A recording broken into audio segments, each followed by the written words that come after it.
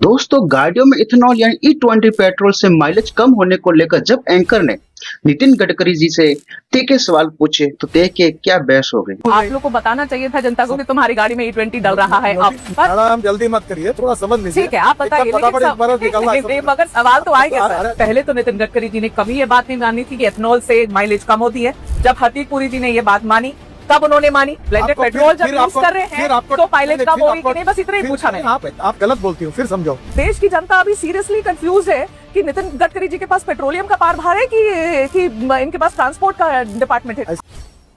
Depression आप ethanol के brand ambassador बन के बैठे हुए।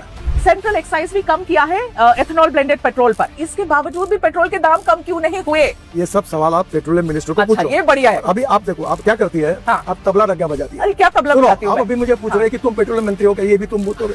सर जो प्योर पेट्रोल है XP 170 रुपीज पर लीटर, 170 रुपए प्रति लीटर। सर कौन भराएगा गाड़ी में, बताओ? ये पेट्रोलियम विषय के जितने प्रश्न है ना, अब वो पेट्रोलियम मंत्री से ही बात करें। आपके बेटे की जो कंपनी है सियान एग्रो, उसकी नेट प्रॉफिट पिछले 5 सालों में 4500% ऊपर बढ़ गई है। इतने 1000 करोड़ की आप बना देते हैं हाईवे, और आपने एकदम बेस्ट टेक्नोलॉजी, बेस्ट मटेरियल, पहली बारिश घंटा हो जाता है, फिर आप कहेंगे कि सवाल पूछो तो गलत है। ऐसे कैसे? मैं एंटी नेशनल थोड़ी हो जाऊंगी सवाल पूछूंगी तो। मैं आपको दिल्ली देहरादून पूछूंगी सर, उस पर गड्ढे हुए थे सर। तो आप सबको पेड कैंपेन बोलेंगे, आप कहेंगे सब पेड कैंपेन है, सब ऐसे लोग हैं। ऐसे नहीं, जनता के भी सवाल है ना सर, कभी तो मान लेना चाहिए। अगर कोई बात झूठ बोलने से डिफेमेशन केस होती है। हाँ, आपने जो पढ़ा इसके ऊपर मैं आपके ऊपर डिफेमेशन केस भी कर सकता हूँ। भाई साहब, एंकर के इन तीखे सवालों पर आपकी क्या राय है?